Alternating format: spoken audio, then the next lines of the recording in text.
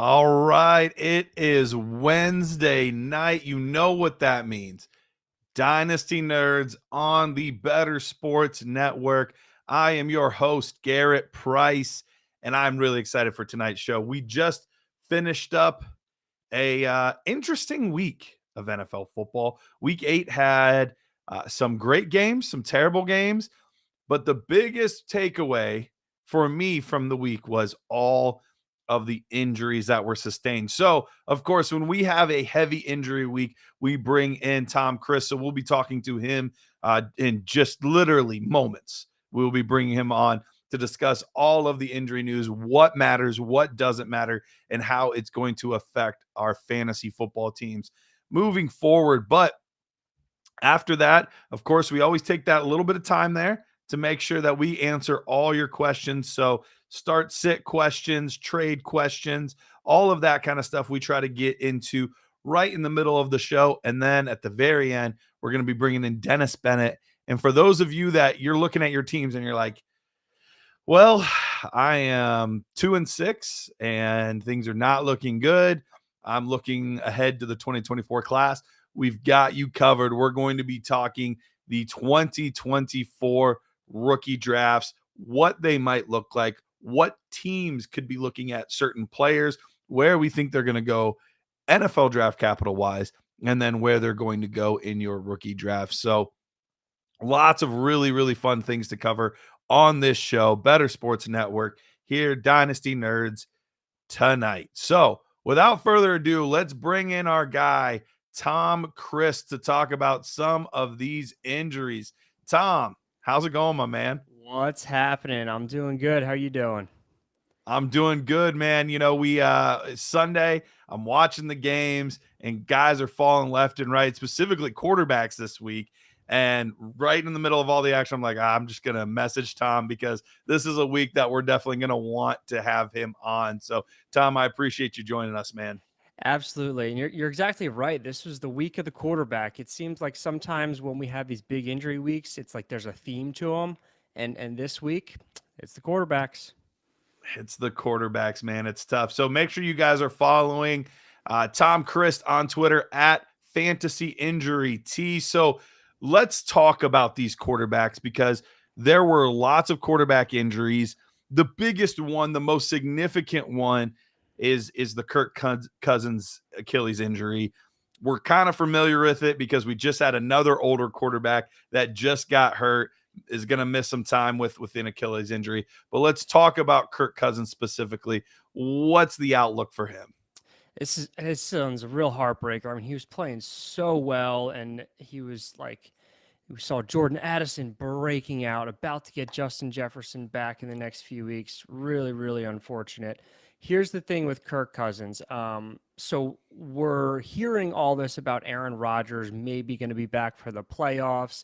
Had the Achilles repair with the internal brace, which is a newer procedure that, in theory, should speed things up, and we've seen that just observing Rodgers walking without crutches, full weight bearing, even throwing a little bit. He's way ahead of schedule. The difference here is a couple things. One, so Cousins just had surgery, and he gave like a shout out to the surgeon. It's not the same surgeon that Rodgers had. Now, does that mean that he did not have the internal brace procedure? I don't know. I know that that's a newer procedure, so I would imagine that not every surgeon is trained in it yet. So Mhm. I don't know for sure if Cousins had a traditional Achilles repair or an internal brace. I'm sure we'll find out in the next few days in the media. But the big difference here is the leg that was injured. Aaron Rodgers, left side. As a right handed quarterback, and Kirk Cousins was his right Achilles. As a right handed quarterback, they generate their power for the throw by pushing aggressively off their right foot. So it's going to be a different outlook for Cousins and Rodgers for that reason. And then if you factor on the type of surgery, which we still don't know if Cousins had that internal brace that's a more aggressive rehab or not. So Cousins is certainly done for the season, no question about that. And week 1 next year is about 10 months from surgery. Doable, but a challenge. The medical research shows that on average, a full calendar year after surgery, after Achilles repair surgery, people still lack 10 to 30% of the strength on that side that they do their unaffected side. So that's not good because, again, quarterbacks power off that back leg. So I wouldn't be surprised if we see Cousins losing some of the zip on his ball when he comes back. He's got all the resources he needs to have as smooth of a rehab as possible and get as close to 100% as possible. But this is a tough injury. It really is. It's the toughest orthopedic injury that we have in sports, and this being his push-off leg is really going to be a challenge for him next season. Yeah, that's a real bummer there. A guy that was playing so well. So we're going to be missing him for quite a bit of time. As far as the long-term outlook, though, is it a little bit better that he is the style of quarterback that he is? More of a pocket passer, more so than a Lamar Jackson or somebody like that. No question. No question. That is totally in his favor, his playing style. Like, remember, this is the injury that before just a couple years ago, no running back had ever successfully returned from, and receivers were a little more effective than running backs, but not their prior selves. So this really zaps athleticism, zaps acceleration, it zaps power, things like that, which, like I mentioned, is part of throwing with it being his right side, but he should be able to return closer to his prior form than like a running back would, or like you mentioned, like a Lamar Jackson type quarterback would. Okay, so there's at least a slight positive outlook on this compared to what it could have been. So we had a lot of other guys, maybe guys that aren't going to miss time. We do have a few that are missing some time that we can talk about. But Josh Allen, it seemed like during the broadcast there, something with his shoulder, or like what's going on with Josh Allen? So this has been going on for it's not just this week. He's been dealing with it for at least last week and maybe even the week before. A lot of times what'll happen is either an overuse type throwing injury or just like a minor sprain or strain with some irritation in the shoulder. That's what it sounds like with Allen, especially since he's played through it a little bit. These type of injuries are the type that usually during the week we're kind of freaking out about as fans, but then once they get warmed up, they flush some of the inflammation out. It actually feels fine. That's how I'm interpreting it. Of course, we'll keep looking out for updates on how he looks in practice. These days, we were always getting videos whenever a player is injured, so that's super helpful that I can break down the videos and see, oh, do these mechanics look right, or does something look off there? At this time right now, I am not panicking about Josh Allen at all. Of course, that's subject to change as we get more information throughout the week. Okay. All right. That's good news. We might be getting Kyler Murray back real soon. What's his outlook? And do we expect him to be 100% once he takes the field? Definitely exciting here. All off season long, I remember there was a report like right after surgery that he was going to be ready for week one. And I immediately was all over that saying like, no, no, for so many reasons. One, he didn't have surgery until January 3rd. So right now he's approaching 10 months post-op. With ACLs, we like minimum of 9 months, and that's from a safety standpoint. That's from a reducing re-tear rates. Really, we want that 10 to 11-ish months for performance, return of strength. There's a number of metrics that we test to determine if a player is ready to go back to sports, and it's usually around that 10th month that they're hitting those. So he's right there. He's pretty much on track to be what we would expect to be returning now. It's looking like there's a chance he plays this week. If not this week, it's looking pretty promising for next week. And as far as expectations, quarterbacks from a throwing standpoint typically pick up pretty much right where they left off, maybe a little bit of rust from not playing for a while. But Sure. from a physical standpoint, they can generally throw the ball how they were pre-injury. The variable with Kyler is his running. So if we look at the running back data, we see a average of a 35% dip in their fantasy points in that first year back from ACL compared to pre-ACL injury. So Kyler being such a prolific runner, that being a huge part of his fantasy production, I would definitely expect a dip there. Throwing should be able to throw pretty well. But let's keep in mind this is not a great team, does not have a lot of great weapons. So I'm personally not excited to have him on my fantasy rosters this year, but Dynasty, yeah, you can totally expect him to be 100% next season. Good, because that's really what you're looking for. This year, it's going to be tough to start him early on until you kind of see what you get. And these next couple weeks, he's got Cleveland and then Baltimore. Those are two tough defenses to start back against without your top receiver from last year and DeAndre Hopkins. So it would be tough sledding for him early on. But long term, that's what we want to see. I see a couple trade questions in the chat. Definitely, we'll get to those in the midway point in between guests. But I want to make sure that we have all the time to talk injuries with my guy here, Tom Christ. So let's get to Stafford. Matthew Stafford.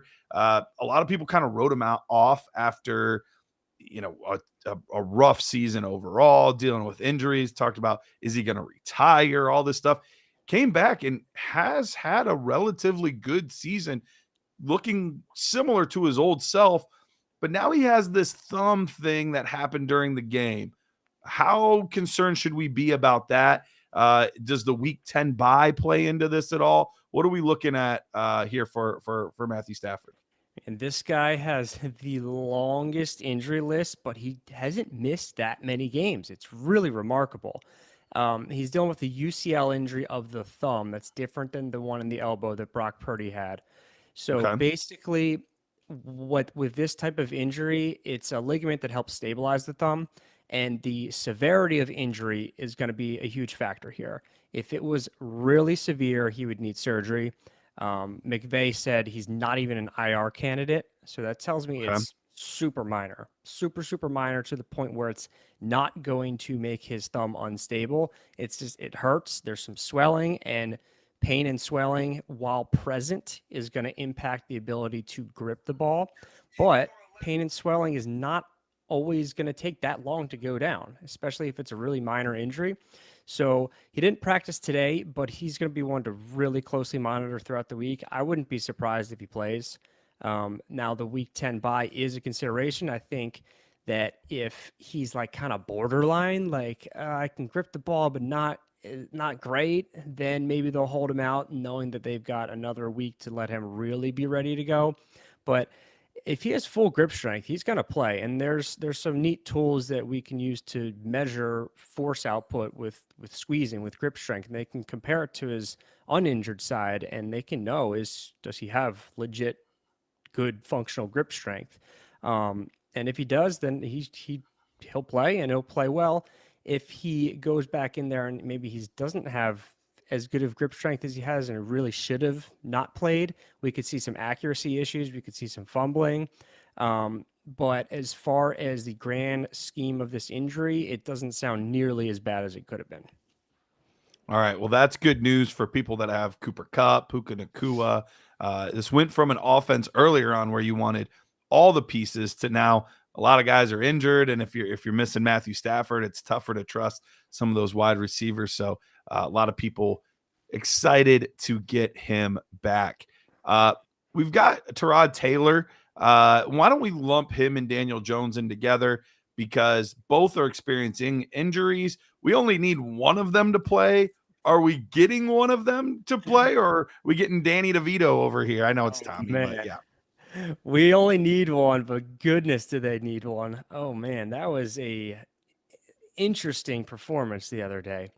Yeah. So as far as Jones goes, they weren't giving us a lot of detail early on about his neck injury, but they recently did tell us that it was a disc injury and he was having weakness in his left side of the arm. That happens. It's not muscular weakness. It's something called myotomal weakness, where the disc material pretty much compresses the nerve, and then the nerve obviously supplies the muscle, tells it to do its thing. If it's not getting great signal, you're going to have weakness. So cervical disc injuries are actually one of my favorite things to treat clinically. And depending on severity, they're not always a huge problem. If it's super severe, people often go on to need surgery. Daniel Jones, that's not the case. He's got all his strength back. He's been saying for a couple weeks now that he doesn't have any pain, and that is characteristic of a cervical disc injury. A lot of times it's more arm symptoms and not so much neck problems. Interesting. Yeah, it really is. He's cleared to play. He will play, and this being the left side that was affected, I don't expect it to impact his performance whatsoever. I will say though, if he takes a bad hit, this certainly could come back, and it could come back worse to the point where I hate to say it, but it could be a more severe and longer absence than what he's had this time around. So let's hope that's not the case. Let's hope the Giants can protect him. But when he's playing this week, I'd expect him to pick up pretty much where he left off. As far as Tyrod goes, kind of a scary situation because they took him to the hospital. Now, with rib injuries, there's always a concern for lung field or what's called a pneumothorax or a collapsed lung. So I imagine that's why they took him there. He may have been having some trouble breathing, and they wanted just to make sure that everything was good there. The other concern would be for like internal bleeding. So that may be why they kept him overnight to see if that developed. And he was discharged the next day. So doing okay. I don't believe he's been cleared to practice yet, but honestly, if Daniel Jones is playing, Tyrod's not going to play. So from a fantasy standpoint, we don't really need to be concerned too much with Tyrod's status. Okay. All right. Last one here that we want to get to, Kenny Pickett. Kenny Pickett, it sounds like a rib injury for him as well. Not as severe as Tyrod Taylor's, but still pain tolerance thing. Is it really that simple? Is it simply just, can he play through the pain, or are there other concerns there for a guy like Kenny Pickett? There's more to it. Ultimately, that's the biggest thing is pain tolerance, but we need to keep in mind the mechanics of the throwing motion. So there's a lot of rotation in the torso. The ribs all connect to the thoracic spine, or not all of them, but a lot of them connect to the thoracic spine or the torso. And they have to move subtly when we rotate. So when there's an injury, the body's response is for the muscles in that area to just like clamp down and not let that region move. So one of the problems he could have is in range of motion of rotating his torso, which obviously, if we remember back to our physics classes, in order for torque generation, you need more angular displacement. So he needs to be able to rotate a lot to generate a lot of torque on the throw. So sometimes what we see with quarterbacks, we saw this with Justin Herbert and Aaron Rodgers last year, is they lose some of their power on their ball. And I know Pickett's not the biggest arm guy, but he's throwing the ball down the field to George Pickens fairly well this year. So those type of plays we may not see quite as much of, or at least not with as much power on them.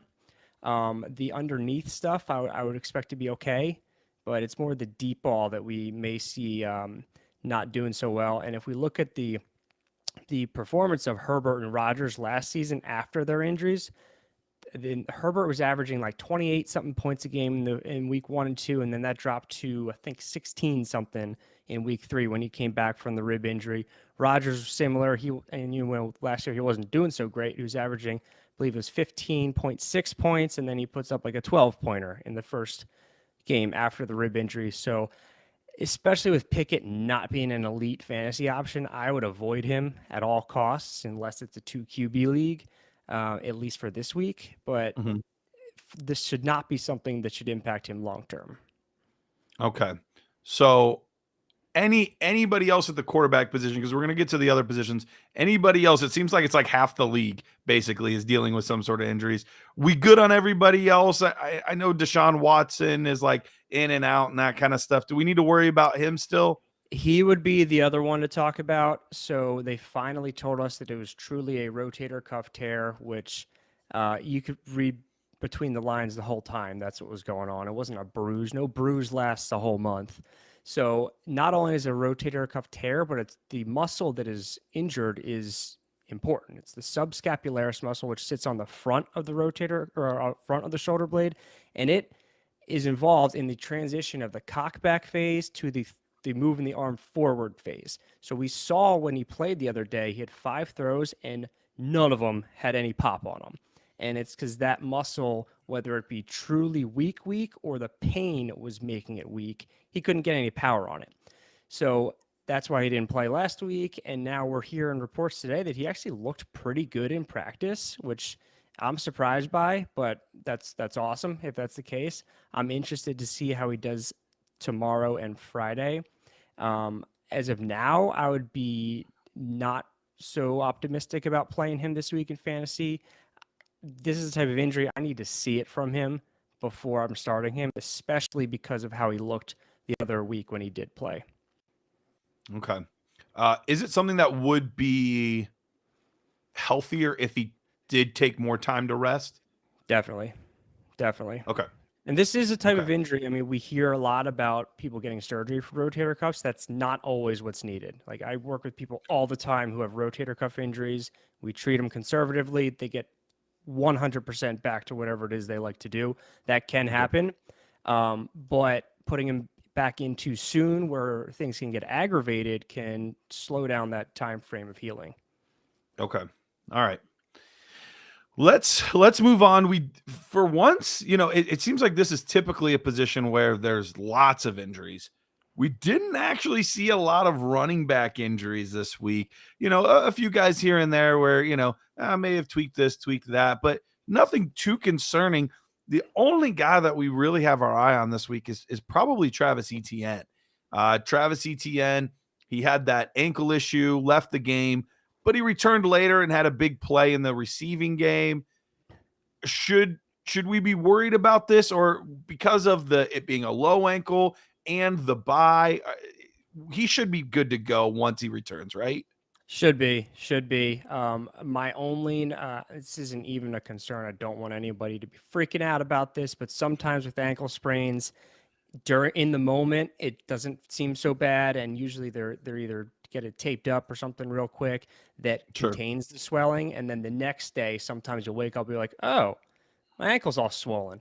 So with them not playing this week, not practicing this week, we're not getting any reports. So if that was the case, we would be hearing about that today. We're not because they're on a bye. But let's be honest, this bye, perfect time for him. He finished the game. He played really, really well. He should be totally fine in week 10 when they're back. Cool. All right, let's move on to the wide receiver position. And the biggest one, and granted, not the biggest one as far as name value goes, but the most significant injury, and a guy that had been doing fairly well the past couple weeks, Kendrick Bourne from the New England Patriots, tears an ACL. We know, we've heard it enough that even if you're not a medical expert like yourself, he's done for the year. There's going to be some time it's going to take for him to ramp back up. Is it realistic that he could be able to play week 1 next year? Or is this ACL tear too late in the year where we have to be a little bit concerned? So there's 4 key factors that we look for that influence readiness for week 1. The first one is age. He's 28. I don't know when he turns 29, but by this time next year, he'll be 29. That's not exactly working in his favor anymore. It's better than if he was 31. So age isn't really working against him. It's just not working for him as if he was 22. It's crazy how even just those 6 years makes a big difference on healing. So that's kind of a push, is how we'll put it. Okay. The timeline, and I want to make this very clear. The timeline is not last Sunday when this happened. The timeline starts day of surgery. And I have not seen that happened yet. Hopefully he gets surgery within the next week. Sometimes what happens, though, is if there's too much swelling, they can't do surgery until the swelling goes down. We saw that with Saquon Barkley. We saw that with Michael Gallup. I think that was the case with Kyler Murray as well. So hopefully he can get surgery very, very soon. If he does get surgery, let's say this week, then we're looking at about 10 months to week 1. That's reasonable. It's doable. I'd like more time, but it's doable. So that I would also say is a push. And then we look at the number of tissues involved. Right now, I'm only seeing ACL reported. I'm not seeing meniscus. I'm not seeing MCL. I'm not seeing PCL, anything like that. So that's very much in his favor. The rehab, the first 6 weeks of rehab is dramatically different if there's other tissues repairing as well. If it's purely ACL, you can be a lot more aggressive. And then the final thing we look for, this is kind of subjective, I suppose, but are they just an absolute freak athlete? Are they a Brees Hall who is playing really well in that first year? Or are they Right. just a really good athlete? I would say he's just a really good athlete. So as far as those four factors go, we have two pushes. We have one thing in his favor and one thing not in his favor. So I would not be super optimistic that he's ready to go week one. It could happen, but even if he is, I don't know that he's at 100%. And he'll be probably turning 29 next year. Never really been elite, been a nice player to have, never been an elite Sure. player to have. I think he could be valuable to an NFL team again in his career. I don't know that we see him being very fantasy relevant again. That makes a lot of sense. All right, let's go over to some bigger names that nothing too concerning that I'm aware of, or at least he had a good enough game to get 3 touchdowns. DeAndre Hopkins, uh, one of the best games that we've seen out of him in a long time. What's going on with Nuke? I loved watching that game. This is a guy that I just every year I find him on my team, and I love it. This year has been a little more frustrating, especially since I had him on the bench this week. But toe injury, limited Tuesday, didn't practice today, and remember they play tomorrow. So here's the deal with toe injuries. If they're mild, not a huge deal. If it's moderate or severe, it can be a big problem. Okay, The fact that he did practice in some capacity on Tuesday and that we didn't really hear much about this on Sunday leads me to think it's not super severe. Um, but playing Thursday is a little, I'd rather him play Sunday, but it sure. is what it is. So I'm seeing this so far as I'm not overly concerned, but I'm definitely going to be tuned in to all the reports all day tomorrow. Like all day, like I'm talking even sit down, have the TV on, watching the pregame stuff, because Sure. sometimes that's where you get the best inside information is like 30 minutes before the game starts. If I hear any rumblings of, oh, he's limited, he may be on a snap restriction, I'm taking him out of my lineup. If I don't hear anything, no news is good news with this situation, as long as you do get the news that he's playing. Any additional news, I don't want. All I want to hear is he's playing. I don't want anything extra. Yeah. As far as these toes go, I mean, we've seen Calvin Ridley, Terry McLaurin, Amon-Ra St. Brown all have a toe injury this year, and it hasn't affected their game. I know Ridley, his stats aren't as good as we'd like them to be, but he's had so many like dropped touchdowns or like almost touchdowns. He's right there. This toe is not the reason that he hasn't been elite this year. McLaurin's had some really good games too. He's just also had some really quiet games, and on that Washington offense, that's just what's going to happen. It's not the toe that's slowing him down. So we've seen guys have this injury and still play just fine. Yeah.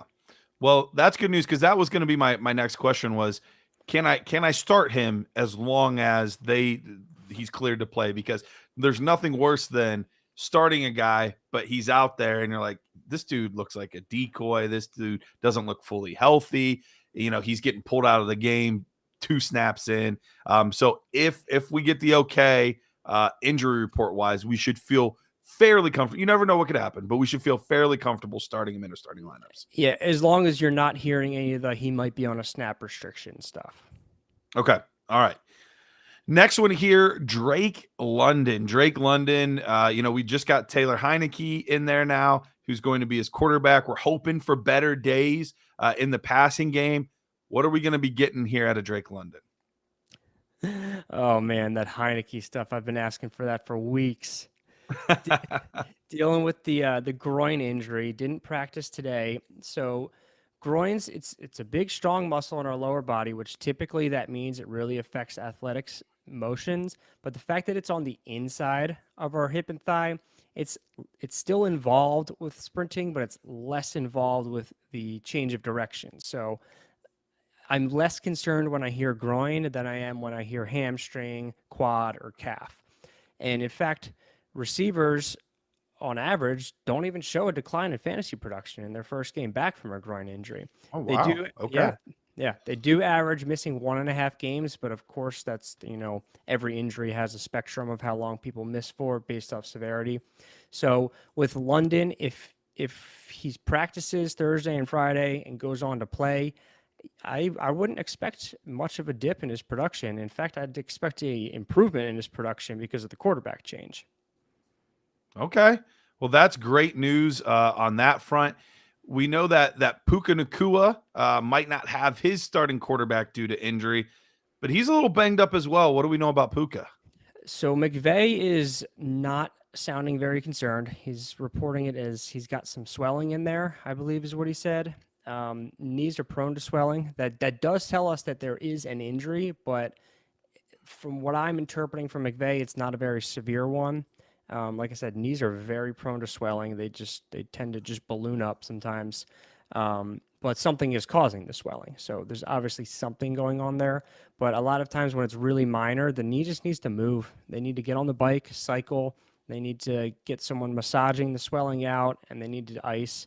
And then once they get some of the swelling down, it feels fine. They can play just fine as long as there's no structural injury in there that would impact the stability of the knee. I don't see any reason he can't be good to go this week. All right. Because there's a lot of teams that need him to be able to go. I'll be curious to see how he performs without Matthew Stafford. That'll be an interesting little litmus test there for him. Josh Palmer has been playing really well, well enough that he's been keeping Quentin Johnston, the first round pick, off of the field. But with this injury, could slow things down a little bit. What are we hearing about Josh Palmer? So, not too different of reportings from Puka, where they're just kind of vaguely telling us it's a knee injury. Typically, when we're getting just knee and not MCL or whatever, it's such a minor injury that maybe it's not even a clear diagnosis of what tissue is injured. So, and they play Monday, I believe. So I don't believe they practiced today. So we don't have the reports there. But it doesn't sound super concerning. But of course, we'll be monitoring it throughout the week. If he's able to suit up, then I'd expect him to have his typical like average performance that we're used to from Palmer. Okay. Curtis Samuel, not a guy that we're starting in a lot of leagues, but now with bye weeks coming into effect, is a guy that is a helpful bench stash. A little bit going on with his foot there. Is this something that's going to keep him out sometime? So it's a toe, pretty similar to Hopkins. The difference here is, well, one, Rivera's saying also downplaying it, saying it's just soreness. So again, that to me doesn't raise any alarms, especially since already this season with Terry McLaurin, one of Rivera's players, he's given us a reliable report on his injury status. When he said, I believe he gave us the results of McLaurin's MRI, and he said like there's really no damage in there. So that's hopefully tells us that we can kind of trust Rivera. We know that we can't ever trust Pete Carroll, but hopefully we can trust Rivera a little bit. He's downplaying it, saying it's just soreness. But that said, Samuel didn't practice today, so we'll monitor him closely. If we don't see him practice tomorrow, I'm definitely concerned. But if he practices limited tomorrow, progresses to full Friday, I'm not really concerned. The difference here with Samuel and Hopkins is sometimes when these more role players are dealing with injuries, the teams will hold them back a little bit more. Whereas their stars, they're like, we need you or we're going to lose. So go get your normal snap share. Whereas Samuel, as the wide receiver 3 on the team, they may bring him off the field a little bit more than they would if he was a superstar. That would be my concern. And he's sitting somewhere around receiver like 30 to 40 on the year. So I don't know that I'm risking starting him this week unless I absolutely have to. Whereas Hopkins, I know he's not sitting too much higher, but we know who Hopkins is. We know that he Right. demands a lot of targets. Absolutely. Last wide receiver we'll talk about real quick, Wan'Dale Robinson. We know that we didn't get him the second half of last year, was kind of on and off the injury report a little bit earlier this year. Now reporting some knee stuff again, which is it the same knee? Is it a different knee? What level of concern should we have? Not giving us much clarity on that, but here's the way I see it as a little bit differently than some of the guys we talked about before. He's a shifty agile. Like that's his game, changing direction, changing direction. That is going to stress the knee the most. Like that's the motion that stresses the knee more than anything is cutting and changing direction. And obviously all receivers do that, but that's like what has propelled him to be in the NFL is his shiftiness. So if he loses even 10-20% of that, he's not super valuable anymore Right. until he gets it back, which he will as he heals. So I'm a little less optimistic on him than I am some of the other guys that we've talked about. Add in that team stinks and that he's shown talent and flashes, but never been consistent. Also coming off the late ACL last year, there's just a lot of compounding things there that I don't like for Robinson this week. Yeah, no, makes a lot of sense. Let's transition to the tight end position. We haven't talked about them at all yet. And I remember it was either the first time we talked or the last time we talked. But we talked a little bit about the nerve injury that Darren Waller's dealing with.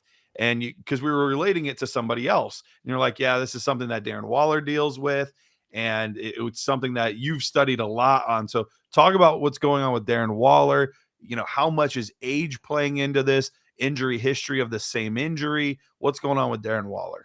Yeah, and Cooper Cup was the other one that we were talking about. That's right. It was Cooper So Cup.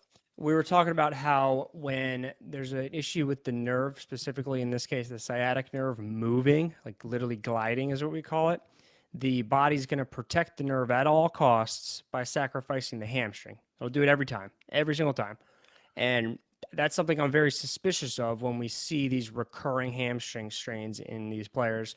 And we had reports earlier this year that Waller was dealing with a nerve thing when he had that hamstring injury in either the preseason or week 1 or whenever it was. So he's got another one. This is his 5th or 6th hamstring injury in his career. He's missed 17 games due to hamstring injuries in his career, and he's 31 now. None of that, none of that equates to good things. We know that the biggest risk factor for injury, there's 2 of them. Age, 31, not good. Prior injury, 5 or 6 hamstring injuries in the past, not good. So as you get older, the tissue does not heal at the same quality that it once was. There's a lot more scarring. It's not as strong. It's not as flexible. It's not as able to withstand heavy loads, heavy forces like sprinting for a professional athlete. So definitely concerned from a rest of his career injury standpoint. The thing is, he's still pretty talented, though. So we were talking about this on the Fantasy Injury Team show earlier today. It's a weird conundrum because the injury risk is as high as it gets for a tight end with Darren Waller, and you cannot trust that he's going to finish a game. He just can't. But he's talented. Tight ends are not good right now, or at least there's not many of them. So you really can't drop him because you gotta, at least if you're making a run, you can't drop him because he realistically could be back in 2-3 weeks. And we actually don't see a drop off in fantasy production in tight ends when they return from a hamstring injury. So there very well could be good days ahead this season for Darren Waller. It's not going to happen in the next week or two. He's already told us he's going to miss a couple weeks, and there's always going to be that injury risk in the back of your head. Like I'm a Philadelphia 76ers fan, and it's like those first years of Joel Embiid when he just couldn't stay on the court. Anytime I'd watch and he'd fall to the ground, I'm like, oh my God, he's injured again. And that's just unfortunately how it's going to be if you're watching Darren Waller this year. Yeah, it is really unfortunate because you're absolutely right at the tight end position. There's only so many guys that you can even sort of count on to give you points and production, and Darren Waller is one of the few guys that you can count on to do it when healthy and on the field. And so, not having him is a very big blow for quite a few teams. Couple last guys we want to talk about. Gerald Everett, he was a game time decision this past week. Ended up not playing. Donald Parham actually played pretty well in his absence. What are we looking at for Everett moving forward? So he was we got 2 reports, one of a hip injury, one of a quad injury. I could see how those could both be reported in conjunction with one another. Either way, going to affect like things like sprinting, cutting, jumping, blocking in his case as a tight end. With another week to rest and he's pushing to play last week, I'd expect he's pretty close to being ready. Again, they play Monday, so I guess they didn't practice today. We don't have any reports at least. So we'll know more tomorrow about his status. But when tight ends return from a quad injury, we do see a dip of almost 20% fantasy production on average, with Everett being kind of a fringe starting tight end anyway. I would probably lean against starting him unless you're totally desperate. But I mean, I'm sure there's other guys on the waivers that are pretty much parallel to Everett. So is it going to kill you to start him if you're picking between him and like, I don't know, Luke Musgrave? No, but I would say veer away from starting him this week if you can. Last one here, and I actually haven't even heard anything about this. I didn't know anything about it until I saw you talk about it. Taysom Hill is dealing with an injury. What's going on with him? Yeah, a hip injury, kind of vague at this point. Okay. We'll definitely be looking out for more details there. But that's a guy that he's so unpredictable anyway. I think we don't, as long as he plays, like he's gonna have his role, which is purely game scripted. So if it's a Mhm. Taysom Hill game, he's gonna score 2 touchdowns. If it's not a Taysom Hill game, he's gonna get you pretty much 0 points. But as far as the injury goes, they haven't given us too much detail yet, but any kind of hip injury can obviously impact top end speed, cutting, things like that. All right. Well, that kind of wraps up all of the significant injury news. Anything else that you wanted to touch on before we get you out of here? No, I'm going through my list here. I think we've got about everyone. Yeah, really, really an active week for injuries, unfortunately. Yeah, like I said, as soon as I saw all these guys going down, I was like, well, this is kind of like a Taysom week. This is a Tom week. Got to get Tom on, talk about what's going on in the world of injury and what we should be worried about, what we should be thinking about moving forward. So I personally, and I know those out there listening and watching as well, appreciate it because it helps inform us on how we should look at these things moving forward. So I really appreciate it. My pleasure. I enjoy it. All right. Make sure you guys follow him, Tom Christ at Fantasy Injury T on Twitter. All right. With that, we are going to take a quick break. When we come back, I've seen a lot of them already. Some trade questions, some start sits. We will get to all that and more when we're back here, Dynasty Nerds on the Better Sports Network. Of the NHL games, I had a conversation with Coop A Fiasco yesterday Nice. when we were producing High Stakes, and he was talking about playing video games. And since he covers fantasy football, I said, hey, are you going to be getting the new Madden this year? And he goes, yeah, I don't really play Madden. I play NHL. And that tells you, and it really does, that I do feel that the NHL game is better than Madden. I feel like Madden is overrated. The NHL game is so realistic. I don't know if you guys saw the trailer and all the new additions that they added to this game, but it really looks good.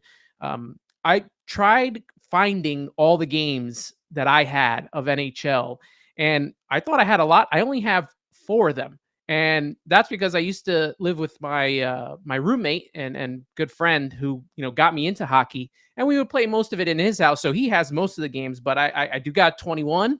There you go. I got Okay. NHL 18. We got Connor McDavid up there. There you go. NHL 12, I think, was the start of the new consoles for me. But the big one, Okay. the holy grail of NHL games, NHL 94 Oh, there for you the go. I Sega mean, Genesis there. right there. Look at that. Look at that beautiful cover. Look at it. Looks like a VHS tape. That's how good this game was. No, let me stop you right there. So people, VHS tape, if you don't know, it's this like rectangular black plastic with the magnetic tape on the inside. Tape's this big. You put it in something called a VCR. For a little while, there was something called Beta that didn't last too long. Look at this cartridge. I mean, they're not cartridges anymore. They're either discs or those little memory cards. But man, that thing is thick, right? And You don't and even then need a cartridge or a disc anymore. You can buy the digital version. digital version. Any And of then you that. got Ron Barr on the book. I mean, he used to Oh, be yeah. always in the intro telling you about the team and what was going to be happening in the game. So NHL 94 is by far my favorite game, sports game. I love that game.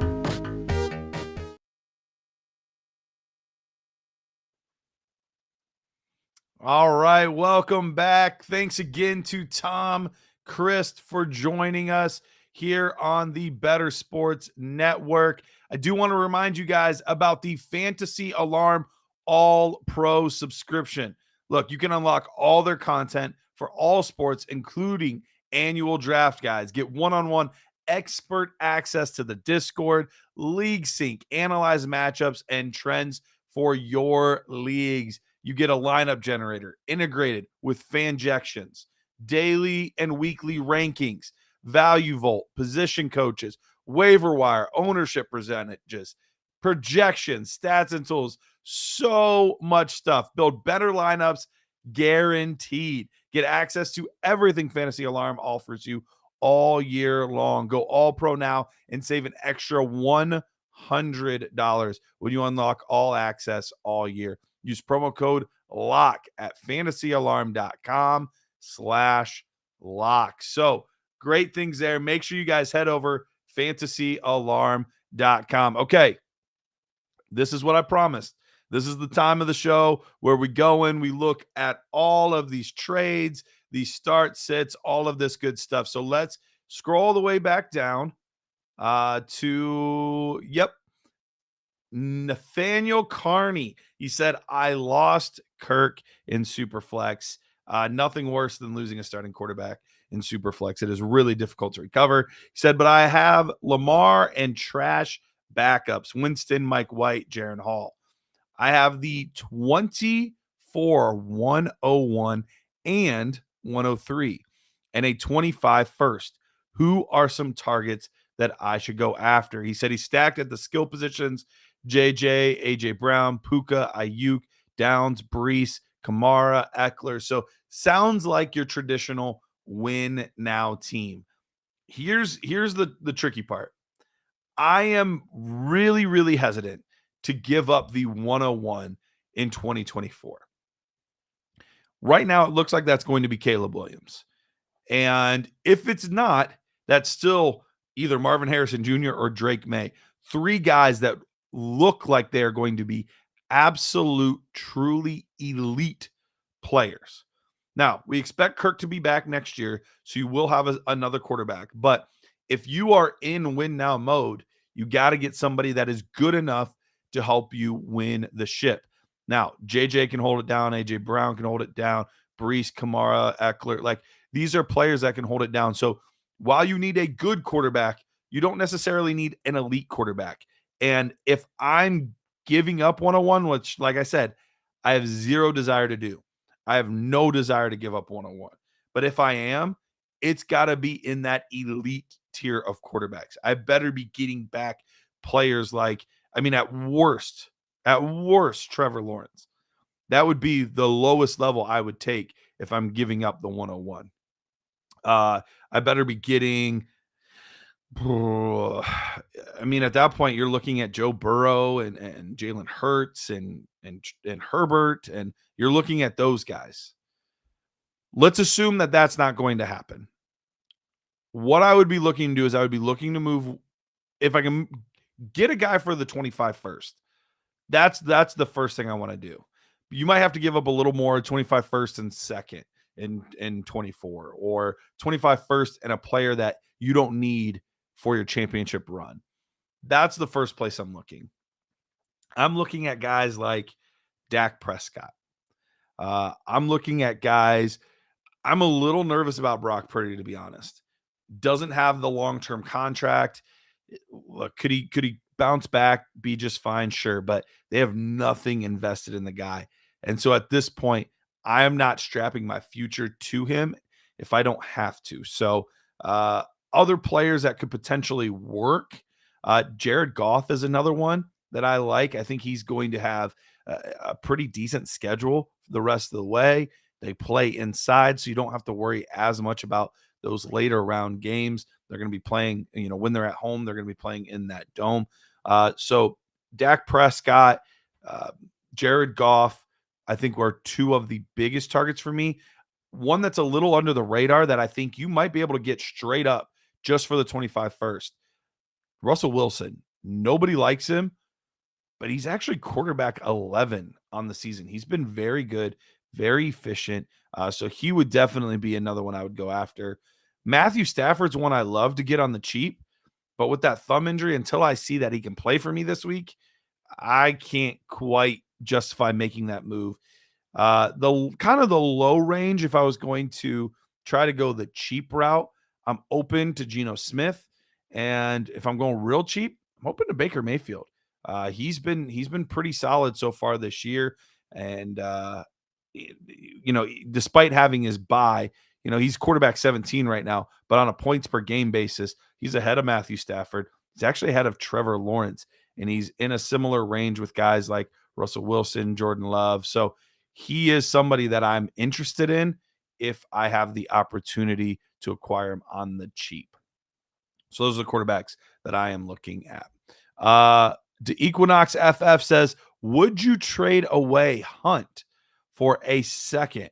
Currently middle of the pack. Side note, the guy trading for him has my first next year. So that's a tough decision. If you are not a contending team and you can give any like rental running back for a second, I'm absolutely doing it. I get not wanting to make your pick better, but at this point, Kareem Hunt is more than likely not going to make a huge difference as far as the standings go. He's splitting time with Ford. He's a decent running back, but any team that is forced to start Kareem Hunt is more than likely not a championship caliber team. So I wouldn't overthink that one too much. I would just, if I'm not a contender, I'll take a second round pick. And then hopefully I can do well in the draft, hit on, one of the earlier tight ends, or I can hit on a second, third tier wide receiver, maybe a running back that I like. There's always guys in that second round that are very, very valuable assets to your fantasy football team. So I would definitely be looking to move Hunt if I am not a contender. Sedated Fork says, when is Brock Purdy going to get Trent Williams back? Honestly, I don't know. Obviously, he's not played great without Trent Williams. I think there's some other things going on there as well, but he obviously needs that time and protection. So hopefully soon. Office Depot says, howdy, folks. How's it going, my man? Josh says, rate my 16-man lineup. 16 guys. Wow. Burrow, CMC, Kamara, Amon-Ra, Jamar Chase, Logan Thomas, Breece Hall, Chiefs, and Jake Elliott. I don't think that's 16 guys, but I'm guessing this is a 16-team league. And if that is a 16-team league, that is a fantastic starting lineup for a 16-team league. That would honestly be a very good starting lineup for a 12-team league, let alone a 16-team league. The only question mark is really Logan Thomas. Outside of that, the rest of the lineup, I mean, you're looking at two of the top 2 or 3 running backs right now in fantasy football. Amon-Ra and Chase are top tier wide receivers. So that is a fantastic starting lineup in a 16-team league. And even though I'm not a big Logan Thomas guy, if there's 16 teams, he's still, probably better than some of the other teams starting tight end. So I like what you have going on there. All right, Pats fan 10, start 12 PPR Superflex, no tight end premium. Young and Hurts at quarterbacks. Javonte, Breece, and Roshan and Chuba at running back. Dotson, Ayuk, Mingo, Reed, McBride, and Musgrave at tight end. I have 4 24 firsts and 6 24 seconds. So a lot of draft capital in the coming year. I know I'm weak at wide receiver. Where do I go from here? Thinking I wait until draft time and maybe trade some picks for a receiver. I know the next class has a lot of great wideouts. Yeah, that's the thing. For you, you're in a pretty good spot because you'll probably want to get another quarterback. And if you have 4 firsts, you're probably going to be having one of those in the top 5, and you're going to get yourself a decent quarterback. But wide receiver is a obvious need of yours, because really Ayuk is the only wide receiver on your team that I would say I can trust at the moment. But that being said, this is a class full of really good wide receivers at the moment. Marvin Harrison Jr. is obviously the tippy top of the draft, but outside of him, there's still a ton, and I mean a ton of good wide receivers to be had. Guys like Keon Coleman, guys like Rome Odunes, Let's see. Who else do we got here? I had my, where is it at? I had my list up of all the guys that I'm excited about.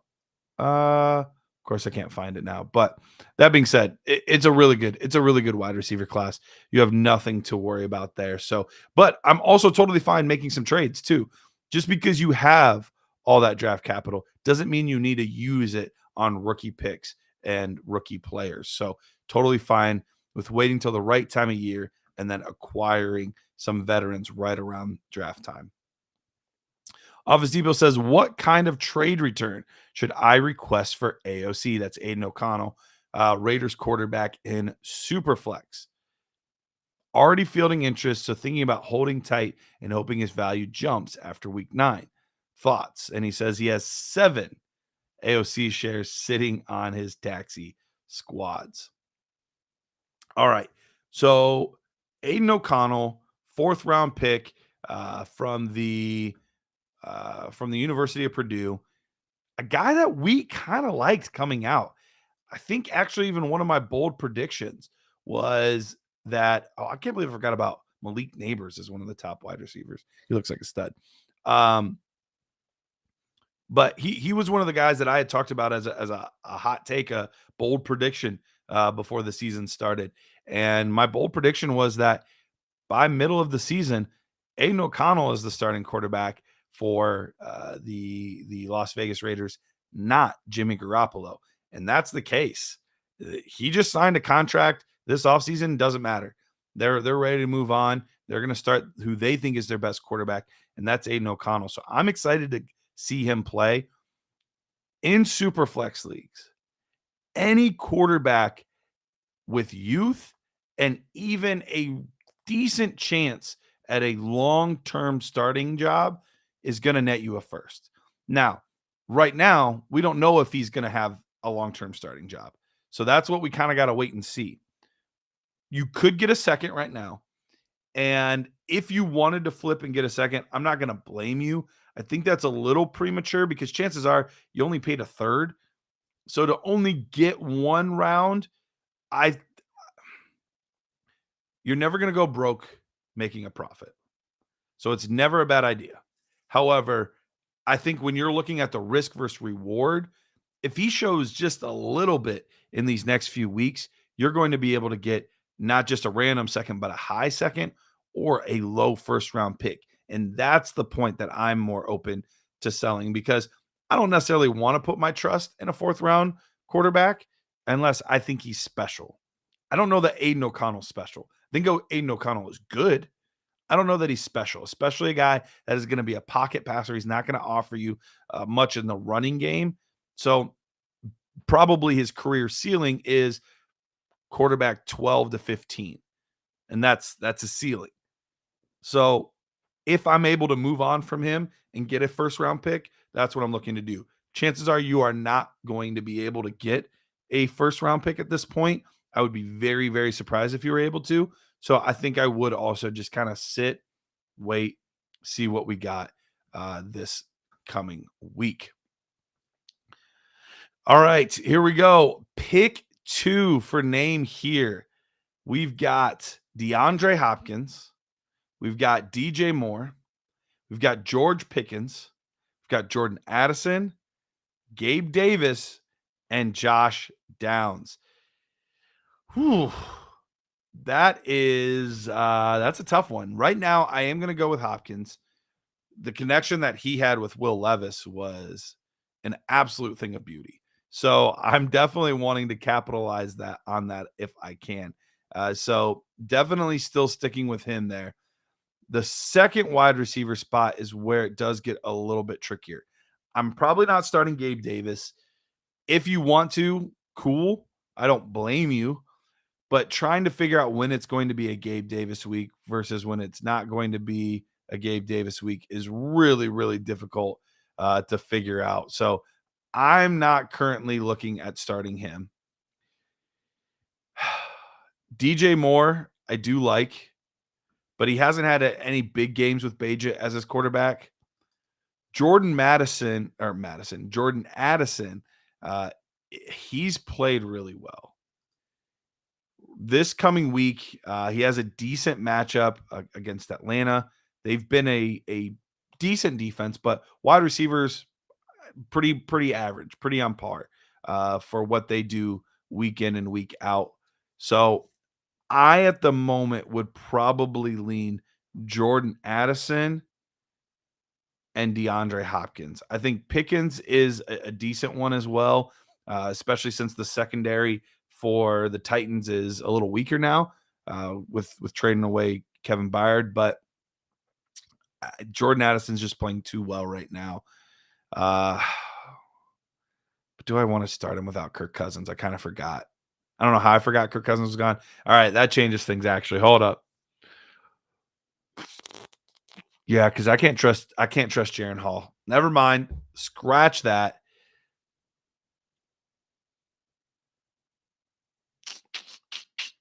Man, Josh Downs has played really well lately. He's been a wide receiver one over the past 4 weeks. He's been playing out of his mind.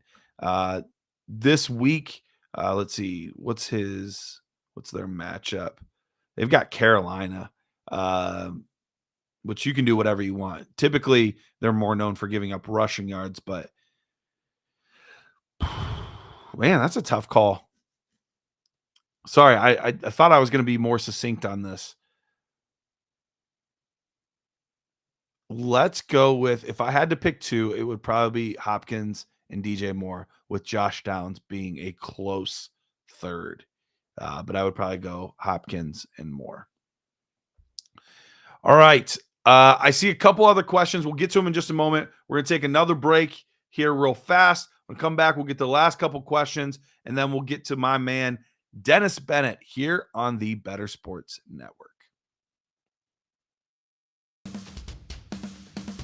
From the Hometown Hero series, Zach Parise. That is a very nice card, and that's one I'll probably have to organize a little trade ski with you, because I would actually like that card. You got downtown Newark in the background. I mean, Newark has never looked so good. No, it is not. We'll put that back up on the screen. I just want to have a penny sleeve ready, and yes, we can absolutely work out a little trade ski for that, because that belongs in a Devil fans collection right there. I'll trade you the Braden Schneider rookie card for it. Done. There we go. The first card for card trade on Rip and Rip history. And it was that easy. It was that easy. That's because, you know why? Because neither one of us are jerks. And it's the same thing when we try and do fantasy trades. Like, we don't try and screw each other. We have conversations. If there's a fit, there's a fit. If it's not, it's not. We don't try and, like, take the other one over the barrel. So there you go, in a penny sleeve. Hometown hero, Zach Parise. He was among the league's most productive goal scorers in 06-07 and followed up with a terrific regular season with an even more impressive postseason. And then they talk about what he did in the first round series against Tampa Bay that year. So that's off to the side for you. That's true. And, if this is it for his career, he had a hell of a career. He did. Hopefully he comes back one more year with the Islanders, but if he doesn't, hell of a run.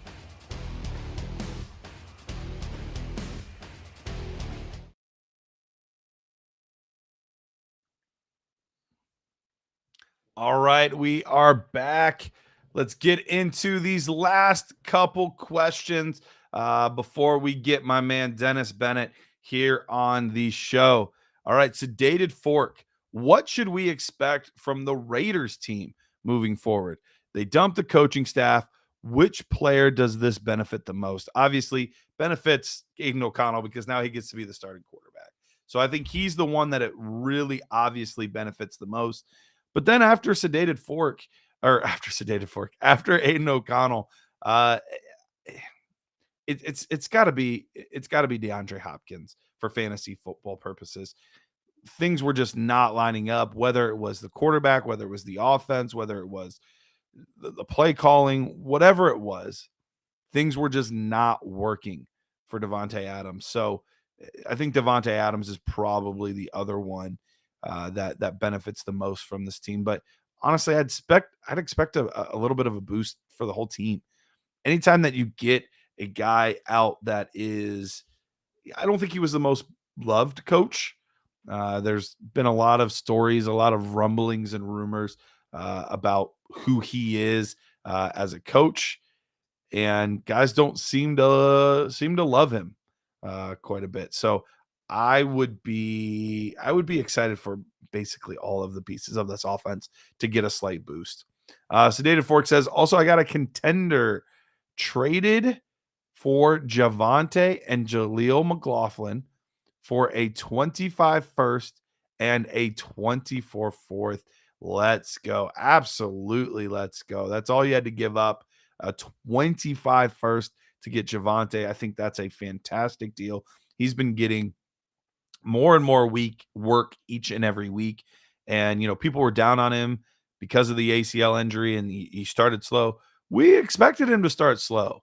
It was really even impressive that he was able to go as quickly and as early as he was. So the fact that he was up and ready to go, I consider that good news. But we're impatient by nature. We want that instant gratification. The second he steps onto the field, he better be a stud.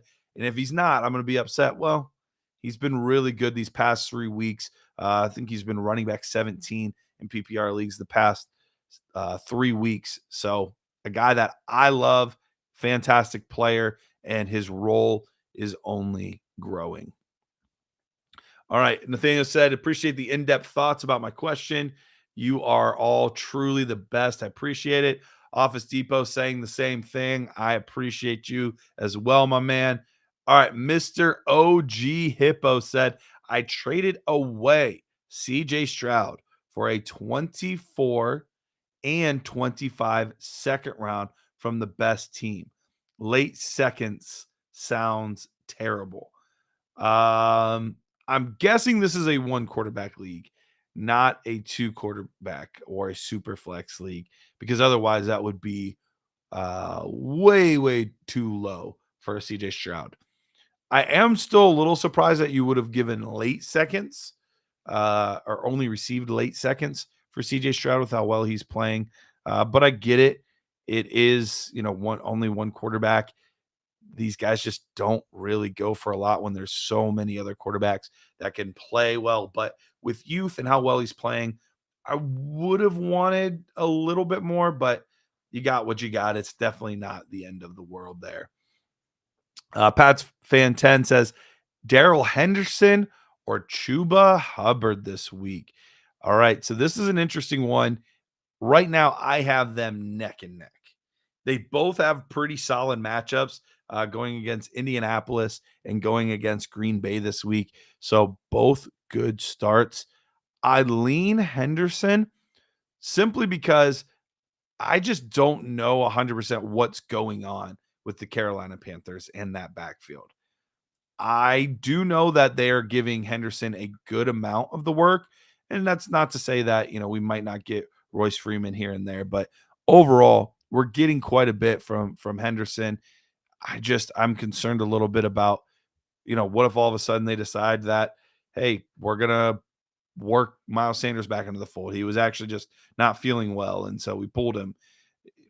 We haven't really heard much at this point, at least to my knowledge. I haven't heard much on this issue at the moment, but I would lean just the safety and security of which sounds crazy saying Darrell Henderson's like a safe and secure player, but he is a guy that I think is a little bit safer in the situation. So I would go with Henderson, but it is truly very, very close between the two players. So any other trades, any other start sits, last second things you want to get in before we take our final break of the night and we bring on Dennis Bennett? If you have any of those questions, feel free to hop in and let me know. Guys that I am in on this week relative to where everybody else has them.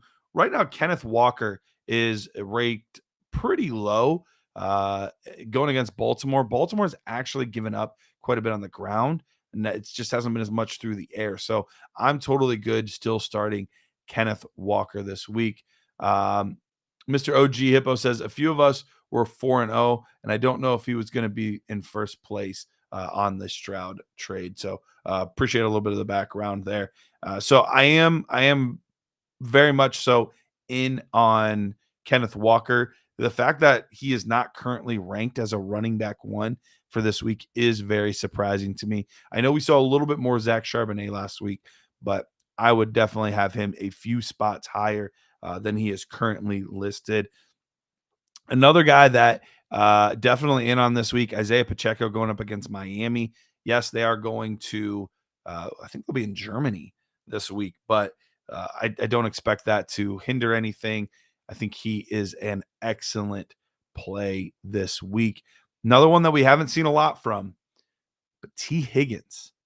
T. Higgins this week, they get the Buffalo Bills, which has actually been the best matchup for fantasy wide receivers so far this year, specifically wide receiver 2s.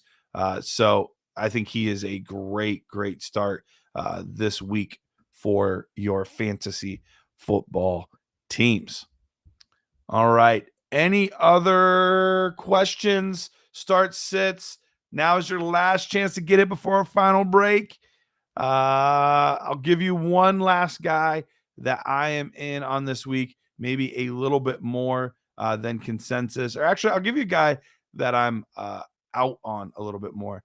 Right now, Derek Carr ranked as a QB1 this week. I get that it's Chicago, but we've seen times where Chicago defense has been a little bit more stingy in some big moments in some big games, especially when they have a chance to win. I think this is a game that they have a shot to be competitive in.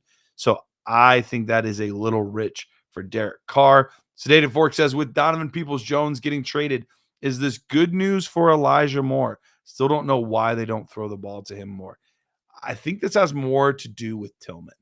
I think he's a young receiver that they want to get more involved. I think they see a lot of promise for his future. So I'm thinking this is more about him more so than anything else. Anthony's saying, I like Carr this week. He's been top 10 past 3 weeks, so he's in. I don't know that I can quite put him there. So let's take our final break. When we get back, we'll be talking to Dennis Bennett about the 2024 rookie class. We'll be back in a moment. The Bears have to be one of the most inept franchises of any sport I've ever seen in my entire life. And they share the city with the White Sox, who are also inept. Like, that is how bad the Bears are. I just don't understand how you can go your entire existence and the quarterback that wins you a Super Bowl is Jim McMahon. You couldn't find anybody else. They don't have a good history with quarterbacks, and they let him be the quarterback for a long time, too. Deshaun Watson and Patrick Mahomes right there. Mm-hmm. And you drafted Mitch Trubisky. They were right there. I there's a lot of pain in being a Falcons fan. The Bears are one of the teams I could argue they might have it worse, and they have a Super Bowl. And when the best quarterback in the past 50 years is Jay Cutler, you have a problem. That's so funny that you just said that. We were talking about Jay Cutler the other day, me and my friend, and I was like, yeah, he was on, because we were watching the Colorado Rockies game against the Giants, and it looked like he was behind the thing. I was, yeah, well, he played for Denver most of his career. We looked it up. Chicago let him be their starting quarterback way too long. Here's the thing, too, is that Jay Cutler wasn't bad. Like, he was erratic. He wasn't terrible, though. The poor man's Brett Favre. I'm taking him over Justin Fields. I'm sorry. Yeah, I would. But yeah. Jay Cutler led that team to an NFC title game. Yeah. That they lost to Green Bay. But he's gotten farther than anybody else. You want to know who the other starting quarterback was for the Bears in the other Super Bowl appearance they made? It was Rex Grossman. What are we doing out here? It was Rex Grossman and Kyle Orton was the backup. How are you that bad? Bro, like, oh my God. Listen to the top 5. According to Football Reference, the top 5 greatest Bears quarterbacks of all time. Jay Cutler, number 1. I can't believe it. Sid Luckman, who last played in 1950, is number 2. Jim Harbaugh is number 3. Jim McMahon, the Super Bowl winner, is number 4, and he played there for 6 years. And Mitch Trubisky, an all-time way! is number 5 on the list No as terms of passing yards go.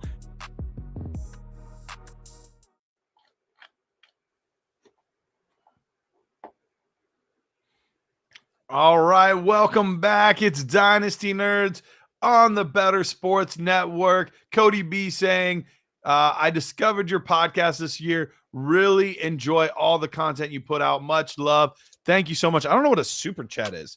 What's a super chat? You know what that is? It's it's like, you know what that is? just Dennis? a notch above a regular chat.